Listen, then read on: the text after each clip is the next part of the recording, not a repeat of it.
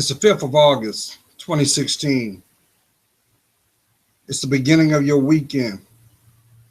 A couple hours to go, and you will step into time to relax. But I'm putting this out because I know this is for the intended person. Yeah, I know I put one out earlier when I woke up. But see, I love the interaction, and I'm here to validate something that you may have been marinating in the back of your mind. See, I know that you deserve to have the life of your dreams. I know that. I know because I see it. I see it by you are hearing what I'm conveying. But see, I don't have to do the work because see, it's your reality. It's your strengths and weaknesses that play out every day. So I'm going to put this out there for something that you can think about over the weekend, wherever your feet tend to guide you. And that one question is this: where are they now? Did you hear me? Where are they now? Yeah, that one. hmm That one that has your mind in orbit, that has your heart feeling like it's on an emotional roller coaster every time you open up them pretty eyes. Where are they now? Where is the closure of those question marks to the actions that were given in exchange for another excuse? Where are they now?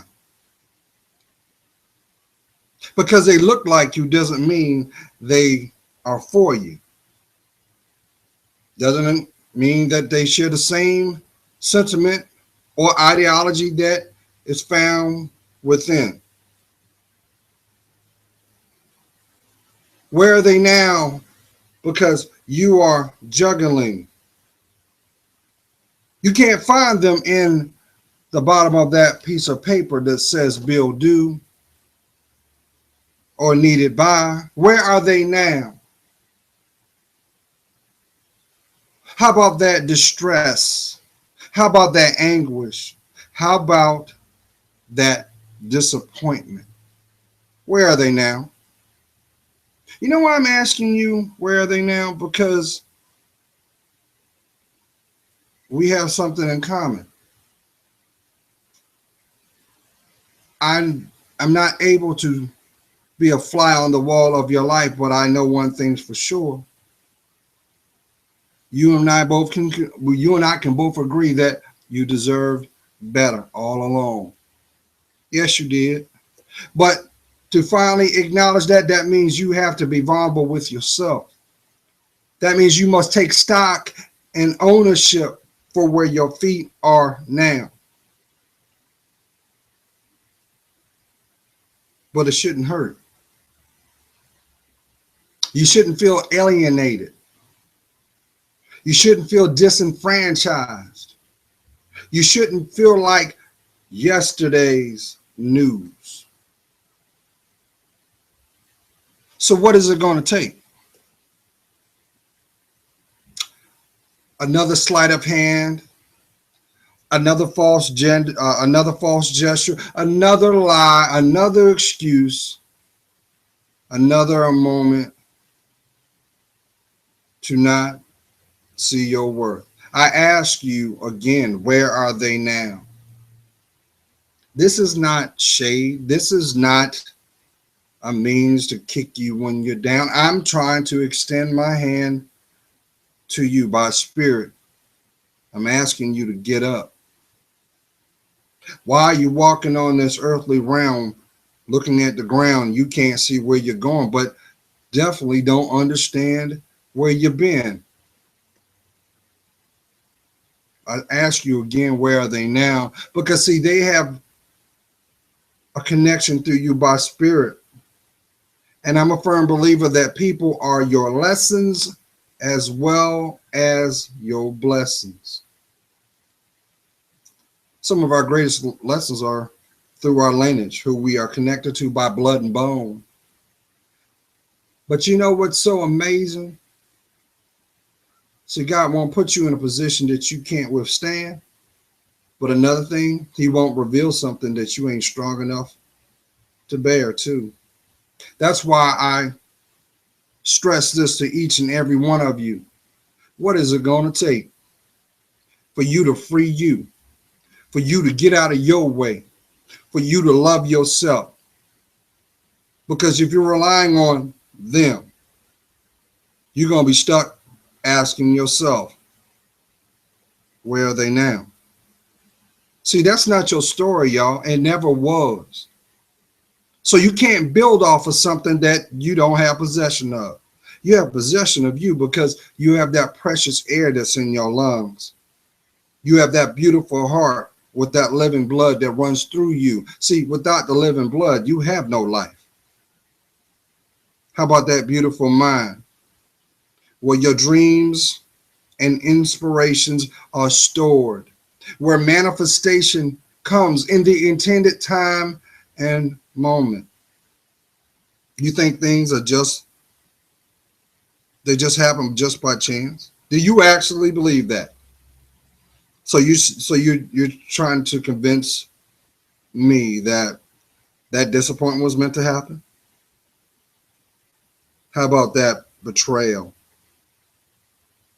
You're supposed to go through that financial hardship that you've been dealing with, that you've been trying to juggle. You know, a lot of times we go through things unnecessarily because what's required is for us to make a decision. Who am I talking to?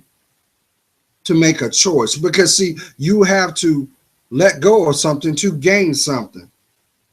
But if it doesn't help you grow, if it doesn't bring the best you out, what is the investment? See, you can't invest in a stolen moment. I don't care how pretty the box and bow is. It does not belong to you. That's like somebody trying to build assets with someone who has no life skills. I can't blame the person that doesn't have the life skills because they're trying to learn off the person who does. But I do place the burden of responsibility of not seeing your worth. That's a constant story that plays out every day, y'all. Why are we accepting the constellation? I can't even say it. We're doing second-rate stuff, y'all. Here's your consolation prize. Thank you for attending. That's just like being in a sports and there's first, second, and third, and you get a ribbon for showing up. That's not your story. It never was. So if you're feeling a certain kind of way, just know your story is on pause right now. And it's going to stay on pause until you decide to claim it. There's a price in that. The price is truth. Why do you think I keep echoing to each and every one of you? Lay down your burdens. So you can't have courage and fortify your steps if you're not willing to let go of the things that hurt you, who hold you back. That's where that opportunist comes into play, because their job is to delay you. And they will use every trick in the book to convince you not to see how unique you are. You're not supposed to have a plea deal just to have a good night's sleep. You shouldn't have to feel like I got to do just to have peace from you. Nah. But what is required is for you to take stock of where you are now. Look at the people that you allowed in your life and look what they did. But this is not an anthem for victimhood. No, no, no, no. Because see, 50% of that, you signed off on it. Yes, you did. You got to own that. So for every tear that was shed in secret, because I know some of y'all got this mindset of, I'm not going to cry. You ain't alive unless you embrace your emotions. That's why the Ghetto Boys said they had a song called Little Half Dead. Had an artist named Little Half Dead too. Bottom line, this is not living. And you know what's worse? Is to see somebody take that mindset, right? And they go their whole life with that position. Do you realize they indirectly rob themselves of a life they should have had because of pride, ego? Sometimes it disfranchises family ties. It happens all the time.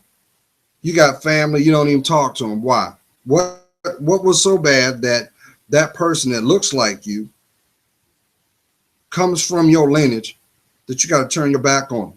What we doing, modern day Cain and Abel now? Does it happen? It does. A lot of that is dialogue. A lot of that is fear. That's why when I hear people doing sidebar conversations, if you got an issue with somebody, why don't you have the courage to address it? Don't you realize you're freeing yourself? How about try forgiving yourself? Because guess what? Until you do, you are holding yourself hostage. Nothing good comes out of a hostage situation. You know that. All that does is delay the inevitable.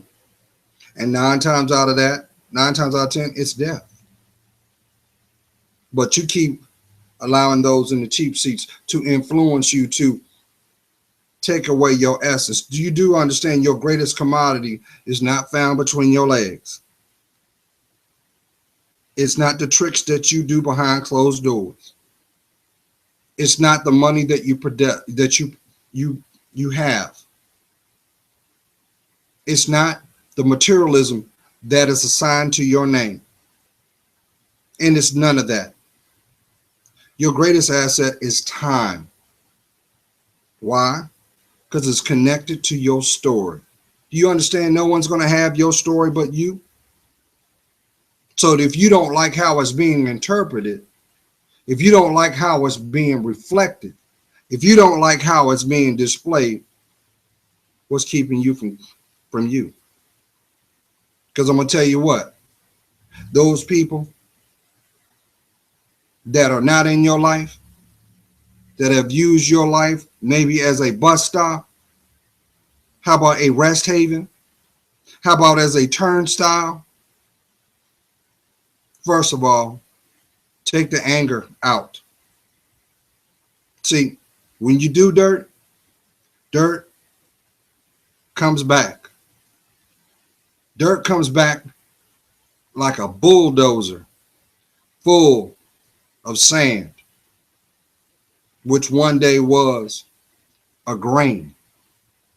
And it keeps pouring until you atone for it. That's why you see people go through hardships. You see people go through calamity. You even see it play out through, unfortunately, the next generation, the children. Because that's where that saying goes, practice what you preach. Because whatever you're preaching, they're going to practice. Why? Because they're an extension of you. So if you don't like their behavior, look the person in the mirror. You are the teacher. Own that. But start loving yourself. Until you take your last breath, you got work to do. You have places to go. People to inspire and empower. So stop worrying about trying to save face. Because you do realize when a person chooses to embrace a position of saving face, they're losing grace because they're not living. And you know what happens to those people? Unfortunately, they die slow. You know what dies first? Is their purpose. How about their spiritual gifts? How about the opportunity of time validated by connection, starting from the inside out? You're not supposed to be walking around feeling a certain kind of way. But I do understand we are living in pivotal times. There is a campaign to convince you to not love you, to place a barcode or price tag on your being, to be the what we know as the sellout. And what I mean by sellout, I mean in the degree of you not seeing your worth. For what? Something that's produced by man. Don't you realize anything that's produced by man's hands, it comes with a timeline? It's not made forever because they're not God. But you were. You were made perfect from your smile to your twinkle. For the way that you interact and the things you embrace, you were made perfect. You're not no regret. You're not a mistake. You're not a delay. But those in the cheap seats will convince you to think otherwise because they know one thing. You have the ability to do something that they could not. So what's keeping you from you? Because until you figure that out, you don't have to worry about asking yourself, where are they now? You know why? Because misery loves company. And all you have to do is look, and there they are. God is praying for you. You know I am. I see your work. And for that, it helps me discern mine. You're not supposed to be crying unless they're tears of joy. If you're hearing this, just know this. You didn't have to wake up this morning. So that in itself is a validation that you have worked still unclaimed. Start with you. Be blessed.